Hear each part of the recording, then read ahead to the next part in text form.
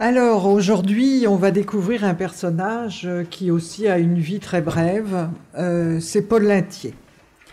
Alors, quelqu'un a dit de lui que c'était un jeune homme qui savait voir. Alors il est né à Mayenne le 13 mai 1893 de Paul-Michel Linthier. Alors Paul Linthier, son père, était marchand de vin et maire de Mayenne. Ah, oui. Donc le boulevard Paul Linthier de Mayenne, c'est son père. Oui, c'est son père. Hein. Et sa mère s'appelait Anne-Marie Sévin. Alors il va faire son école primaire à Mayenne et puis son lycée à Laval.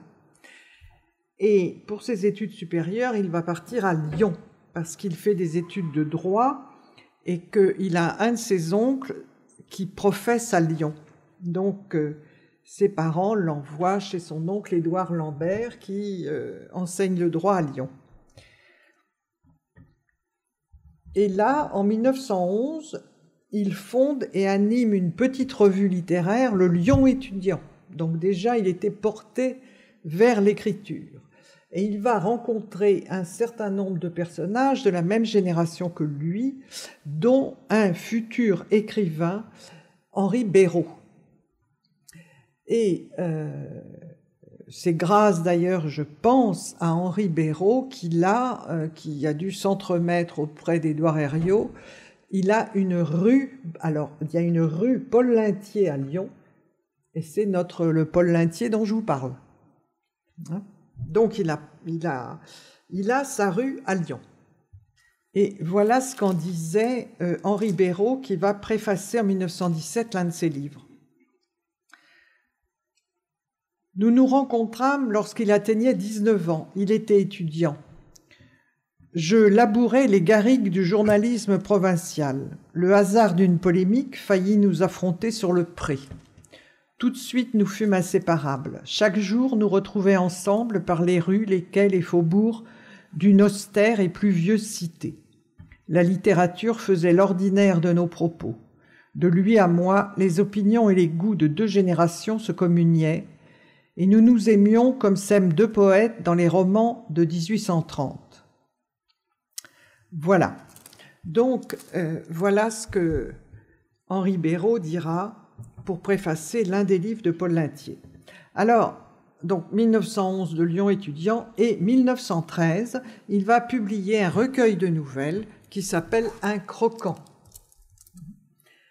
Alors, c'est très particulier, c'est très agréable à lire et ça dénote déjà quelqu'un qui, si la vie ne lui avait pas été ravie si tôt, aurait pu être un grand écrivain. Alors, je vais vous lire un passage d'une des nouvelles de ce recueil. Alors, le titre, c'est « Partage » et c'est l'affrontement d'une famille paysanne autour de l'héritage du père. Mais la crainte qu'il ne se vole et surtout que Jacquot ne dépouille les autres, particulièrement la bancale, me retint. Je leur proposai de faire le partage, ils acceptèrent tous. Mais avant, dis-je, il faut s'entendre sur les frais de sépulture afin que je les réserve. Un enterrement décent en seconde classe coûte 50 francs. En seconde classe, s'écria Justin Chandelier, en seconde classe, pour qu'est faire, bon Dieu? Mais la troisième est celle des indigents, c'est-y déshonorant, dit la grande femme. Tout le monde a été enterré en troisième dans la famille. Son père, sa mère, le gros Clément, Thomas, la Marie. Bien sûr qu'elle serait point contente, la pauvre femme. Ah oui, c'est la mère qui est morte. Bien sûr qu'elle serait point contente, la pauvre bonne femme, si on l'enterrait en seconde, affirma Jacquot, elle qui était si économe de son vivant. Je n'insistais pas, mais je leur demandais encore ce qu'ils entendaient faire pour l'enterrement religieux. Pour ça, je m'en charge, dit le gros Lousteau qui était chantre. On lui fera une petite messe, parce qu'avec la musique, c'est ben plus cher. J'aurais bien chanté pour la pauvre mère Justine, bien sûr, mais le bon Dieu n'est pas plus content. Et puis, elle était si dévote, remarqua quelqu'un. Elle est en paradis à cette heure. Elle a plus besoin de nous. Je propose, dit Jacot, qu'on achète tous ensemble un cierge, qu'on mettra sur elle dimanche prochain à la bonne Vierge du Rocher. Et il ajouta sentencieusement, faut point être regardant avec les morts. Non, dame, s'écria la femme au profil d'oiseau, en dirigeant sur le lit un regard inquiet. Faut faire ce qu'il faut, autrement ils reviennent la nuit vous tirer les pattes. Vous avez bien connu la grande Louise, eh ben, elle se mit à chanter à mi-voix d'effroyables histoires de revenants. Cependant, les frais déduits, je calculais les parts, il en revenait à chacun des 4 héritiers 6 390 francs. On est d'accord, dit Jacot, qui sur un bout de papier graisseux avait fait les comptes en même temps que moi. Un à un, les héritiers passèrent devant la table. Je leur remettais leur part, ils comptaient les pièces et les serraient dans leurs mouchoirs. Puis, tour à tour, ils se glissaient dehors et dans l'instant où la porte restait ouverte sur la nuit, le vent jetait les gros flocons de neige jusqu'au milieu de la pièce. La bancale reçut son argent la dernière. Comme elle allait partir aussi, je la retins. « Qui donc veillera la morte si vous vous en allez ?» demandai-je. Elle ne répondit point, j'insistais. « Voyons, on ne laisse pas les morts seuls. »« C'est que monsieur, dit-elle, j'ai des effants, je peux point rester. »« Tant pis, mais au moins prévenez la mère Hibou qui veille les morts pour 20 sous par nuit. » Alors la bancale se redressa sur son bâton. « Tiens, s'écria-t-elle, pourquoi donc j'y payerais plutôt que les autres ?»« Vous n'avez pas honte, dit mon greffier. »« Pourquoi que j'aurais honte ?» Je haussai les épaules. « C'est bon, prévenez la mère Hibou, c'est moi qui la paierai. » Elle se dirigea vers la porte misérable, courbée en deux et boitant, avec un effroyable déhanchement. Un gros pain rond était resté sur la huche. Elle le prit sous son bras. « Faut point perdre le bien, murmura-t-elle. Comme elle s'enfonçait dans la nuit, rentrant la tête entre les épaules afin que la neige ne lui tombe pas dans le cou, la morte sur son lit poussa un profond soupir. Elle ouvrit de grands yeux étonnés et se souleva sur ses coudes. Voilà. Hein, c'est, je pense, assez bien vu. Alors, donc, premier recueil, et puis il va aussi publier, il s'intéresse, alors il y a toute une école de peinture à Lyon, il va s'intéresser à un peintre qui s'appelle Adrien Bas, et ces dernières années, il y a quelque temps déjà, mais pas très longtemps, on a réédité l'opuscule qu'avait fait paraître Paul Lintier, consacré à Adrien Bas. Et donc c'est quelqu'un qui aussi s'intéressait beaucoup aux arts et qui avait l'œil et qui savait voir effectivement. Alors voilà comment il parle de cet artiste. C'est peu à peu et d'instinct devant la nature qu'il a appris son art, ou plutôt qu'il a découvert depuis les rudiments par une lente application, par une observation directe, incessante. Tandis que l'œuvre peinte entrait avec la nature dans un contact lent chaque jour plus étroit, que l'artiste allait d'annexion en annexion dans le monde des phénomènes lumineux, son tempérament jaloux d'indépendance lui donnait d'échapper aux influences imposées aux déformations qu'elles entraînent pour le jeune peintre. Il apportait à la nature des dons intacts, vierges de toute empreinte, de toute tendance même. L'ingénuité de ses yeux, à cette absence de direction étrangère, à la spontanéité absolue de ses recherches, nous devons la variété de talents d'Adrien Bas. Une sensibilité ouverte sur tous les aspects de la vie, une grande curiosité, une profonde faculté de jouissance devant les rapports heureux, les lignes et les couleurs harmonieuses du paysage ou des formes vivantes, l'ont porté dans le même temps aux études les plus diverses. S'il a réussi également dans le portrait et dans le paysage, à la campagne et à la ville, c'est que toujours il a travaillé dans la joie. Dès que ses difficultés d'expression ne l'embarrassent plus, et quelques courtes années lui ont suffi pour acquérir la plus longue des techniques artistiques, il n'y a pas d'ombre à son bonheur. Ses familiers assez rares à qui il a été donné de le voir au travail connaissent l'éclat joyeux de son regard, la vie ardente de ses traits durant les heures de labeur rapide et silencieux dont il ne perd pas un moment. Nous constatons par éducation comme par tempérament, Adrien Bas est un indépendant.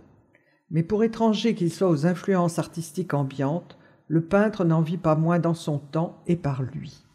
Or, l'art vrai d'une époque est le produit de sa civilisation, il en est la floraison. Voilà. Donc, c'est très bien vu, et c'est une œuvre intéressante, hein, qui est, bon, peu connue de ce côté-ci de la Loire et du Rhône, mais qui est intéressante. Alors, 1913, il devance l'appel de sa classe et il s'engage au 44e régiment d'artillerie. Il est engagé volontaire pour 3 ans à Mayenne, hein, puisque son domicile officiel, c'était Mayenne. Et puis, ça, c'est novembre 1913, et puis août 1914, c'est la Première Guerre mondiale qui éclate, donc il s'en va au front. Le 1er avril 1915, il est brigadier. En septembre, il est maréchal des logis. Et puis, le 16 mars 1916, il est tué à l'ennemi dans la Meurthe-et-Moselle. Mais il est tué à l'ennemi au repos. Il a été blessé déjà. Il a été blessé au combat. Guéri, il y est revenu. Et puis là, il est au repos et un obus éclate pas très loin et un éclat le tue. Donc, né en 93, mort en 1916. Ça fait quand même peu de temps. Alors, voilà pourquoi il est connu. C'est parce que pendant qu'il était au front, il a tenu des carnets. Alors, il notait journellement un certain nombre de choses. Et lorsqu'ils vont être publiés, ils vont constituer un témoignage irremplaçable sur la Grande Guerre. Et effectivement, ils vont être publiés dès avant la fin de la guerre, mais ils vont être publiés censurés, hein, parce qu'on ne peut quand même pas tout dire à l'arrière. Donc, la censure va intervenir et dans les livres, il y a des pages blanches. Il y a des passages qui ont été enlevés. N'empêche que l'historien américain Jean Norton Crue, qui va s'intéresser, qui va faire tout un travail sur la littérature engendrée par la guerre de 14, tout de suite après, hein, pas très longtemps après, va dire que les travaux de Lintier, les publications de Lintier ont une importance majeure. Il va publier un livre qui s'appelle « Du témoignage » en 1930 chez Grasset, et il va dire que tant par leur qualité esthétique que par la précision, le dépouillement du regard de Paul Lintier, ce sont des ouvrages majeurs. Alors, il avait dit à ses camarades qu'il voyait écrire tous les soirs et qui attachait beaucoup d'importance à ce qu'il faisait, parce que c'était le plus instruit de la bande et du groupe qui était autour d'une pièce, parce qu'ils commandaient une pièce d'artillerie, donc ils étaient très liés, et donc ils étaient très attentifs à ce qu'ils pouvaient noter, et il leur avait dit, écoutez, s'il m'arrive quelque chose, surtout, vous récupérez mes carnets, hein, il ne faut pas qu'ils disparaissent, vous récupérez mes carnets. Et donc, quand il est mort, ils ont récupéré ces carnets, c'est comme ça qu'ils ont pu être publiés. Alors, en 1916, donc, la première publication arrive, ça s'appelle « Ma pièce » et c'est sous-titré « Souvenir d'un canonnier 1914 ». Alors, il relate dans ce livre le tout début de la guerre, en Belgique, puis sur la Marne, puis dans l'Aisne, où il va être blessé à la main, et puis il va revenir au front. Alors, d'emblée, il va indiquer les limites de son travail. Ce qu'il veut, c'est noter au jour le jour la fable comme l'histoire. Aussi bien ne suis-je pas à cette heure en état de discerner le vrai du faux, parce que les fake news, c'est pas d'aujourd'hui, il y en a toujours eu, et il y en a eu à l'arrière comme il y en a eu au front. Surtout qu'au front, on leur disait le minimum. Hein. Et ça, ils ne savaient pas où ils allaient. Donc, ils ne savaient pas, donc forcément, il y avait des rumeurs qui circulaient. Et donc, bon, il note tout, hein, parce qu'il n'est pas en état de discerner le vrai du faux. Lui, il est sur le terrain, il a autre chose à faire. Je cherche seulement dans ces feuilles, écrites en hâte, à restituer ce qui concourt à créer l'état d'esprit d'un soldat, perdu dans la foule des soldats. En ce sens, fable ou vérité, c'est tout un. Hein? Rappelez-vous, quand je vous ai parlé il y a quelques années du grand troupeau de Jean Giono, hein, où il compare les soldats à un grand troupeau de bêtes qu'on mène à l'abattoir. Eh bien, voilà. Donc, je vais vous lire quelques passages de ce livre. Voilà. Alors, 8 août 1914, c'est le début. Hein. La guerre, je crois, est du 4 août. Hein. Début août, donc c'est le début. Enfin, nous embarquons. Cette guerre commence pour nous par une fête des fleurs. Une foule de femmes et d'hommes grisonnants attendent sous les platanes de l'autre côté de l'avenue. Des enfants viennent à nous les bras pleins de fleurs. Les mères qui les envoient sourient, mais que tous ces sourires de femmes sont tristes et navrés. À leurs yeux bistrés, on voit qu'elles viennent de pleurer, et au pli de leurs lèvres, on sent bien que derrière le sourire, les larmes sont proches. Pour les petits, qu'à travers la rue, il nous vient des tout petits, cette journée est la plus belle des cavalcades. Ils rient de toutes leurs dents. Nous avons passé les dernières heures de la matinée à parer nos voitures et le harnachement des chevaux. Il est midi. À mesure que l'heure du départ approche sur l'avenue, le brouhaha décroît, à l'ombre, la foule s'immobilise, on attend. C'est presque dans le silence que le capitaine commande d'une voix claire, vibrante et riche, en avant. De la foule en écho monte un grand hurrah où éclatent très distincts 2 sanglots déchirants. Jamais jour d'août ne fut plus lumineux. Les galeries des avant-trains, les roues des pièces, les boucles et les crochets des harnais, les gueules même des canons sont enrubannées et fleuries. Les couleurs vives des rubans et des fleurs se mêlent, se fondent en une harmonie de clarté sur la peinture griffère de nos pièces. Le capitaine, M. Bernard de Brizou, nous a dit ce matin « Prenez les fleurs qu'on vous offre et ornez-en vos pièces. C'est le précieux souvenir de celles qui restent. Mais soyez calmes, car c'est ainsi que vous leur donnerez le plus de confiance quand elles vont vous voir partir. » Les rues sont pavoisées, nous défilons au pas. Vraiment, le départ de ces hommes, d'entre lesquels beaucoup ne reviendront pas, est admirable de sérénité.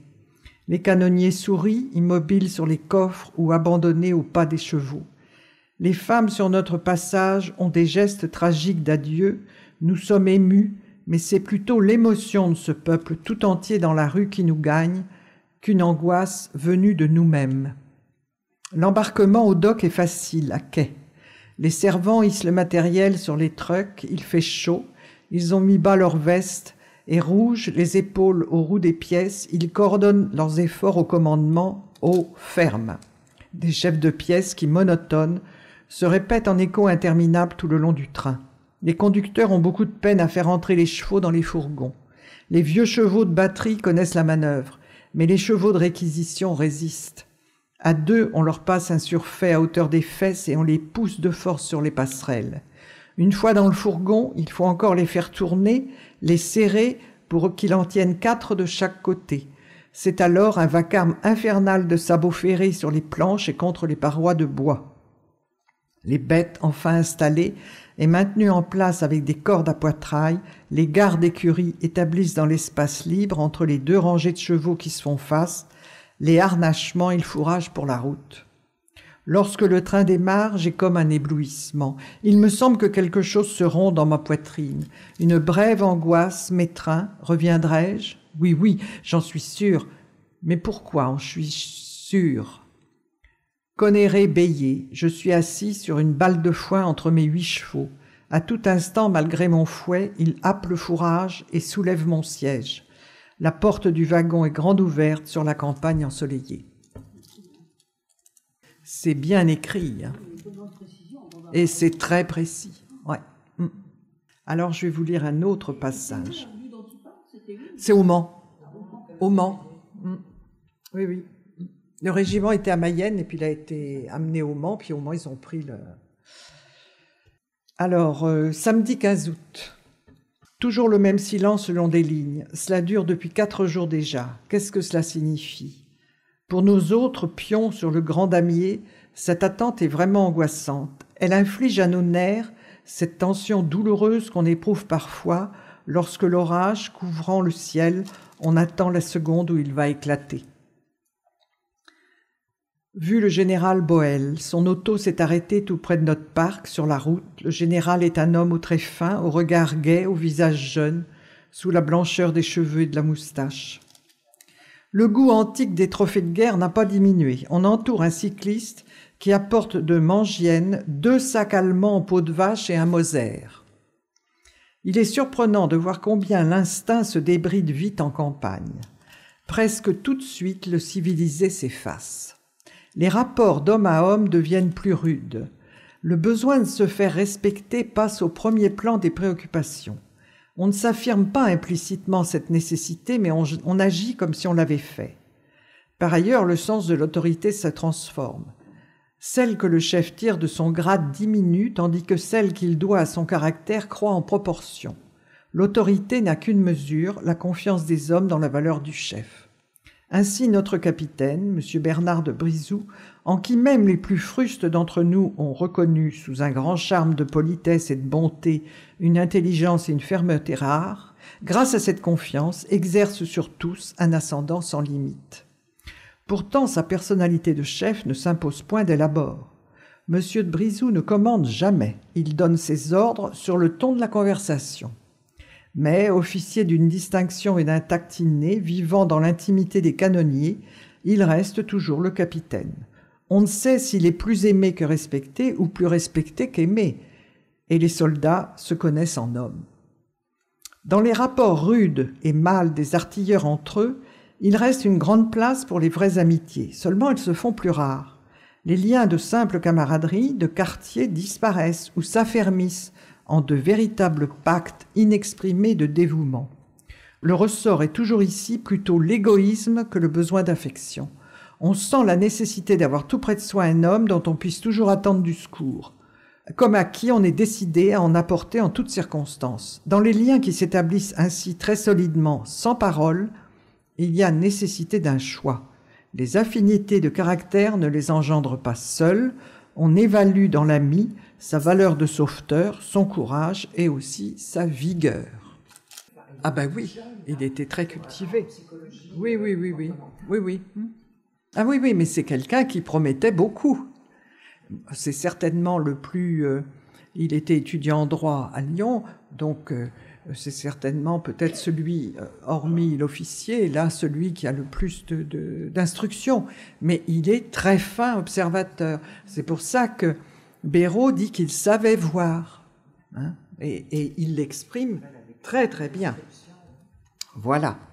Mais si vous avez lu des descriptions de combats antiques, la guerre de Troie par exemple, vous trouvez les mêmes remarques, c'est-à-dire que on cherche quelqu'un, alors on a des amis, mais quelqu'un qui va se battre à vos côtés, qui va vous porter secours et que vous pourrez, à vous, votre tour, lui porter secours. C'est-à-dire que même si techniquement, forcément, la guerre a changé, le problème est toujours le même, hein, pour ceux qui sont sur le terrain.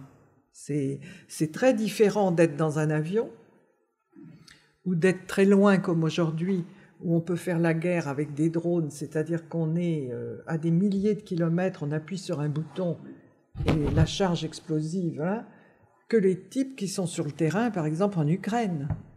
S'ils lisent ça, ils vont comprendre tout de suite de quoi il est question. Ceux qui sont sur le terrain véritablement, qui ont l'ennemi en face, là. Hein.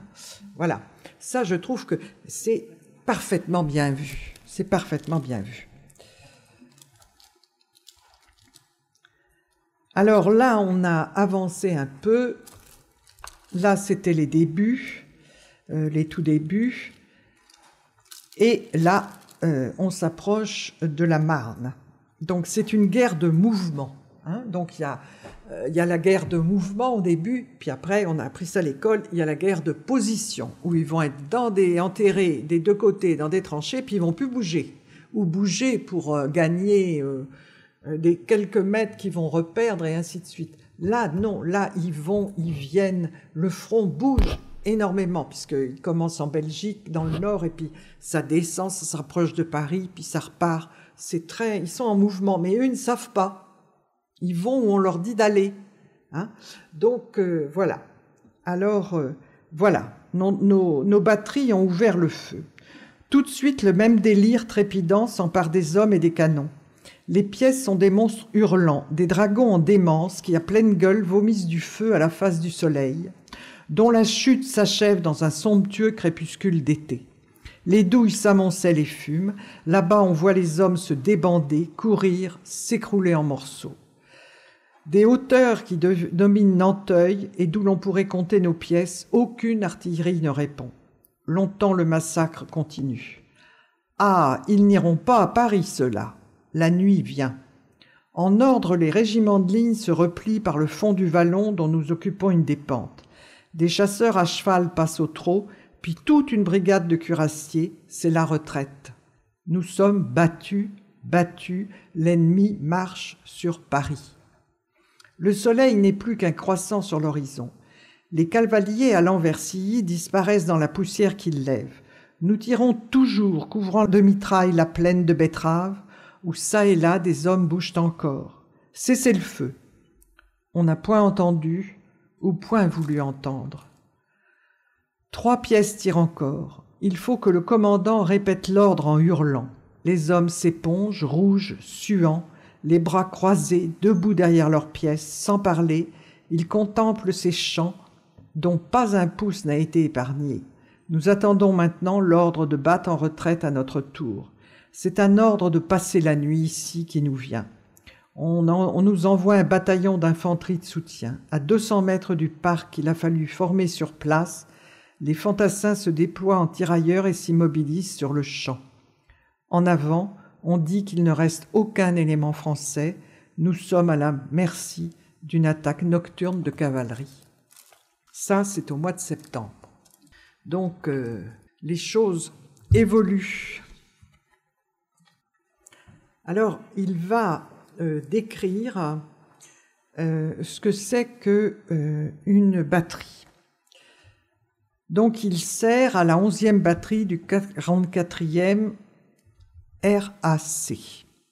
Voilà ce qu'il dit. Une pièce de tir dans une batterie de 75 se compose en matériel d'une voiture canon et d'une voiture caisson, traînées chacune par 6 chevaux à la Daumont, en personnel de 6 conducteurs, de 6 servants, d'un brigadier, d'un maréchal de logis, chef de la pièce. Elle comprend, outre le chef de section, un brigadier de tir, un trompette et l'ordonnance du capitaine avec ses 2 chevaux, en tout 18 hommes et 19 chevaux. Tous ces hommes forment un groupe profondément uni, solidaire et au fil des jours fraternel. Ses camarades, lui voyant noircir ses carnets, lui demandent de leur lire ce qu'il écrit, de mettre leur nom, et lui souhaitent à lui, leur mémorialiste, le retour, afin que ces notes, ces souvenirs, qui sont beaucoup les leurs, voient le jour. Ils conviennent donc qu'en cas de mort, ils prennent son carnet sur son corps, et comme il n'est pas permis de fouiller les morts, il prend soin de noter qu'au cas où je serais tué, je prie mes camarades de conserver ces feuilles jusqu'au moment où ils pourront les faire tenir sûrement à ma famille. C'est ce qu'ils firent pour les carnets ultimes qui constituèrent le second volume posthume, le tube, publié en 17.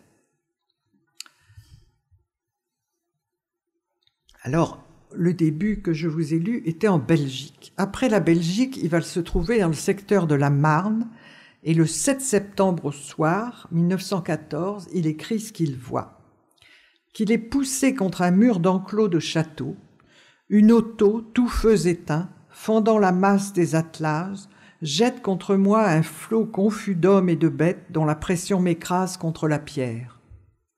Une autre auto suit, puis d'autres encore, des centaines, silencieuses, interminablement. On reconnaît, luisant un peu sous la lune qui s'élevait, les casquettes de toile cirée des chauffeurs de taxi. On entrevoit dans les voitures les têtes penchées des soldats qui dorment. C'est ainsi que Paul Lintier voit passer les taxis de la Marne. Alors, deuxième volume. Donc, il est blessé dans l'Oise à la main gauche, il va être soigné au Mans, et puis guéri, il repart au front. Il va être nommé brigadier et il va prendre part à l'offensive de Champagne, au combat très célèbre du Vieil Armand. Le Vieil Armand, c'est un lieu très précis. Donc, il est maréchal des logis chef à partir de juillet 1915, et là, il va être en Alsace. Et ça va être le cadre de son second ouvrage. Et là, effectivement, la guerre est entrée dans le conflit de position. Et Lintier, donc, va continuer son récit tous les jours de noter son face-à-face dans la forêt vosgienne, chacun d'un côté. Le Tube a été publié après que la censure ait effectué des coupes. Donc, sur le Tube, vous avez des pages qui sont marquées « censurées ». Il n'y en a pas beaucoup, mais il y en a quelques-unes où on voit la mention censurée. Et puis, il y a un portrait de Lintier, tout jeune homme. Alors, il va décrire à la Saint-Sylvestre 1916 la splendeur de la nature. Du masque rouge du soleil au-dessus des montagnes de la forêt noire. Mais ce calme, cette heure émouvante d'une surprenante douceur au plus creux de l'hiver est perfide comme une vipère dans des roses. De là-bas, de derrière ces montagnes au profil admirable qu'adoucissent les clartés de ce beau matin, dans la minute prochaine, la mort peut nous venir nous surprendre. Alors je vais vous lire des passages du Tube. Les lapins, 8 octobre. Des hommes qui se sont levés de bonne heure ont vu dans la brume matinale s'ébattre un peuple de lapins. L'effroyable bombardement qui a bouleversé tout le pays ne l'a pas chassé de ses terriers. Au petit jour, à l'heure où les canons dorment, les lapins sortent de leurs trous pour prendre sur la terre humide de rosée leur plaisir habituel. On est surpris de leur multitude. Comment les Boches qui ont séjourné ici pendant plus de 13 mois n'ont-ils pas cherché à améliorer leur ordinaire qu'on dit si maigre? Nulle part sur la campagne retournée par la mitraille, on aperçoit ces terrassements caractéristiques que laissent derrière eux les chasseurs à la pioche. Sans doute avaient-ils des ordres formels et ils obéissaient, drôles de gens, pas même braconniers. Armés de pelles et de pioches, 3 canonniers sont déjà en chasse. Patiemment, ils travaillent à déterrer les lapins qui, effarouchés, en 2 bonds sont rentrés dans leurs trous. Il fait frais, le travail réchauffe. On entend d'autres bruits que celui des pioches entamant le sol. Si tout près sur le champ, on n'apercevait pas, tapis entre les tas de marne, nos 4 pièces menaçantes, on oublierait presque la guerre. La chasse est facile. Les lapins ne peuvent s'enfoncer dans la clairière. Leur terrier s'allonge et se ramifie à travers une mince couche de terre meuble. « Tu es bien sûr qu'il y en a dans ce trou-là » demanda un des piocheurs. « Oui, je l'ai vu rentrer comme je sortais de l'abri. C'est qu'il y a un autre trou à côté. »« Ah, alors tu sais, je ne peux rien dire. À 2 ou 3 mètres près, dans le brouillard. » Les 2 trous communiquent peut-être, insinue le 3e piocheur, qui se tient debout près des terrassements, appuyé sur le manche de son outil, attendant son tour de travail. Il va déguerpir à votre nez. Prudemment, on bouche le trou et on se remet à l'ouvrage. Comme je suis allé voir si Mathurin, notre cuisinier, était levé et s'il nous préparait le jus, j'ai trouvé en revenant 2 lapins au rable roux et au ventre blanc, allongés côte à côte au bord du terrier. Les chasseurs allaient atteindre le 3e. Ils avaient exploré le trou et au bout de leur baguette de bouleau, ils avaient ramené une pincée de poils duveteux. Un canonnier retrousse la manche droite de sa chemise jusqu'à l'épaule, s'allonge sur la terre, remué et introduit son bras dans le terrier. Les autres demandent « Tu l'as » ? « Je le sens, il se fait petit dans le fond. » Il se redresse, pioche encore, puis de nouveau enfonce le bras et fait effort, le voilà. Il exhibe à bout de bras le lapin qui s'agite, sursaute, se tend et se détend comme mu par un ressort d'acier. D'un revers de main, il l'assomme, l'étend près des autres, puis me regarde avec un sourire satisfait, heureux chef de pièce qui compte dans son peloton de pareils braconniers. Tout à l'heure, il va se régaler de giblottes. Voilà. Alors, un autre passage de Corcieux à la Bresse. Le 3 décembre à 10 h du matin, notre batterie, la dernière du groupe, a quitté le quartier de Corcieux. Il pleut à plein ciel. Il pleut toujours lorsque nous nous déplaçons. Sur les sombres décors des forêts drapant les pentes sévères des hautes collines vosgiennes, la pluie très drue, poussée par un grand vent d'ouest, flot à flot, ondule à travers la vallée. Les montagnes fument. Sur la route, où l'eau séjourne en grandes flaques de la couleur du ciel, les voitures roulent au pas allongé des attelages dont les sabots pesants jettent de grandes gerbes de boue. Face au vent, les chevaux tendent l'encolure, baissent les oreilles. Les hommes, les épaules hautes, prêtent leur casque à l'averse. Nous traversons Gérardmer. Passé Gérard-Bépal, tout de suite la route monte si rudement qu'il faut mettre pied à terre pour alléger la colonne. Au loin, les feuilles mortes des futaies de hêtre mettent sur les côtes des taches éclatantes malgré la brume.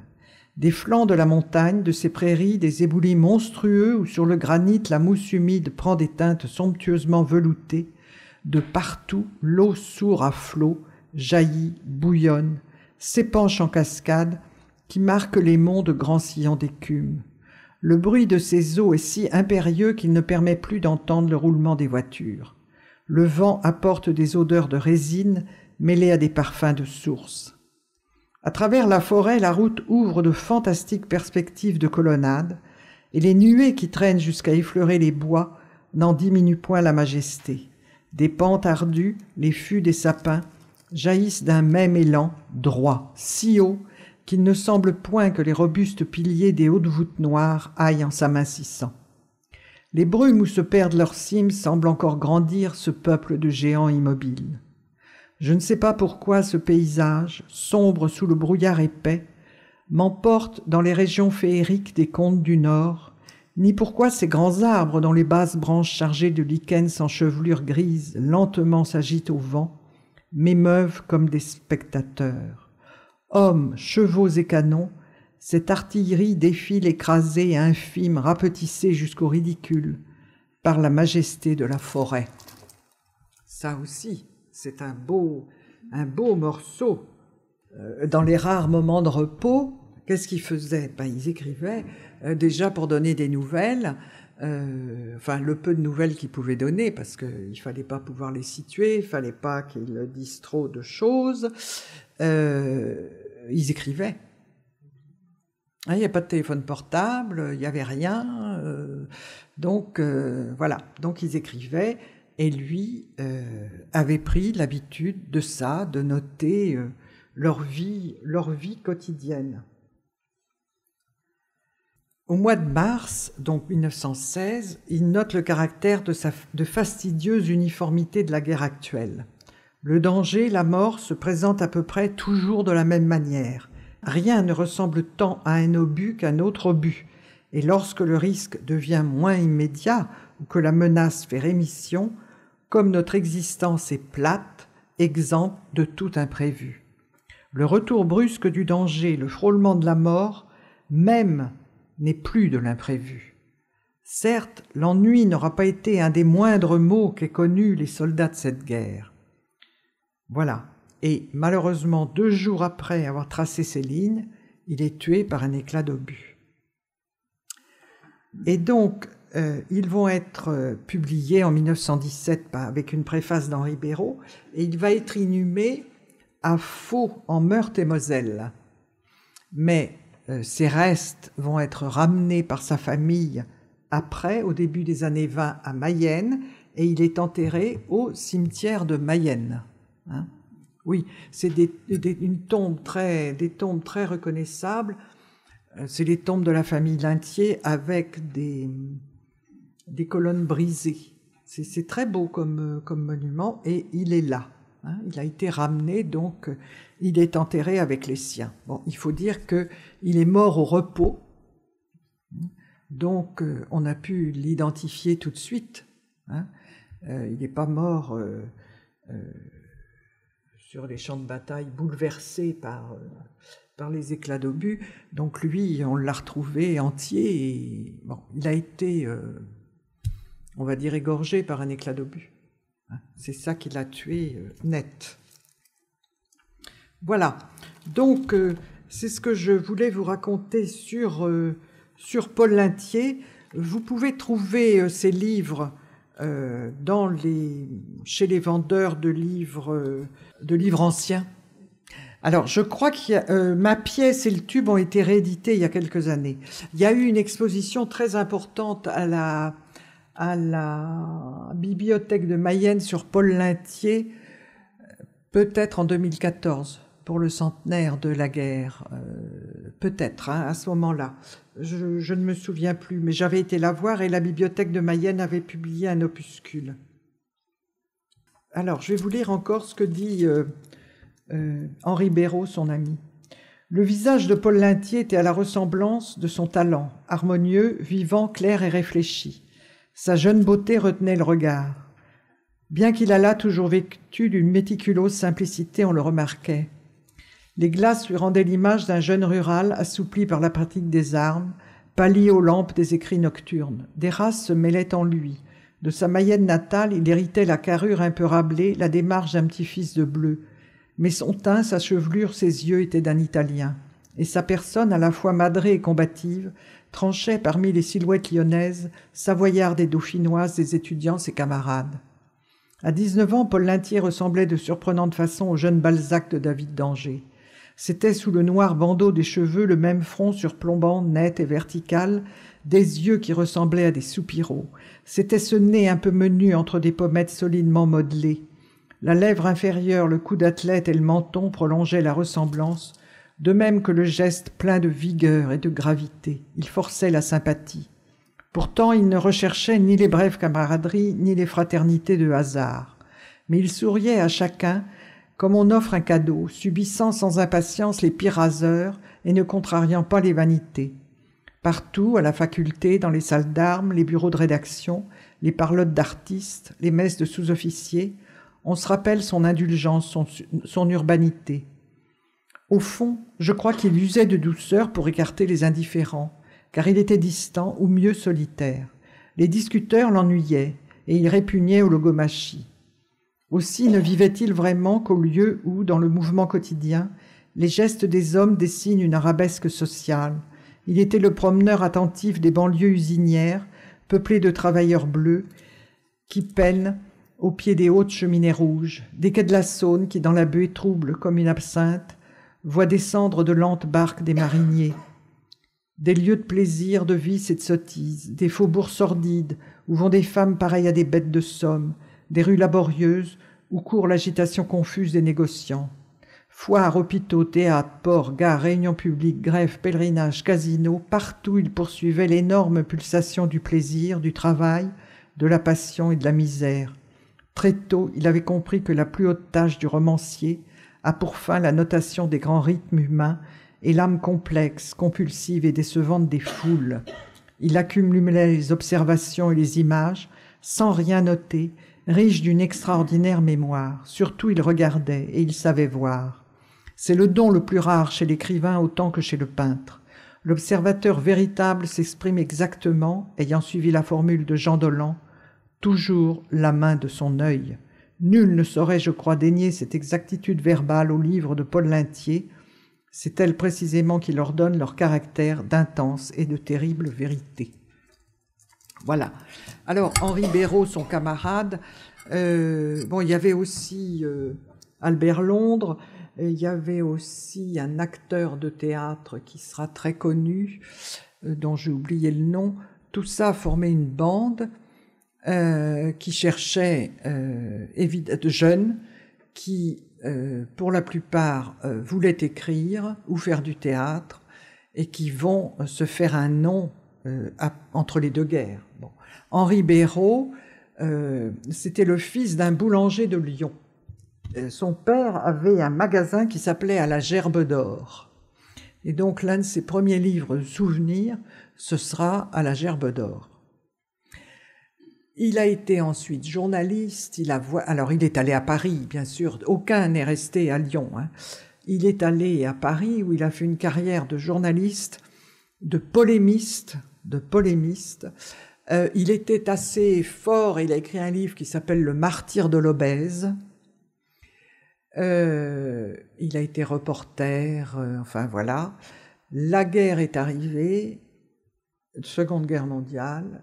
Il était plutôt favorable au régime de Vichy, ce qui lui a valu, à la fin de la guerre, d'être arrêté et d'être enfermé à l'île de Ré. Et il mourra à l'île de Ré, il est enterré à l'île de Ré. Mais Henri Béraud, c'est un très grand romancier. Hein. Moi j'avoue que j'apprécie moins le pamphlétaire, mais le romancier, c'est extraordinaire. Il a un joli brin de plume, hein. Très joli brin de plume. Voilà. Donc c'est lui qui a préfacé les livres de son copain Lintier. Malheureusement, mort trop tôt.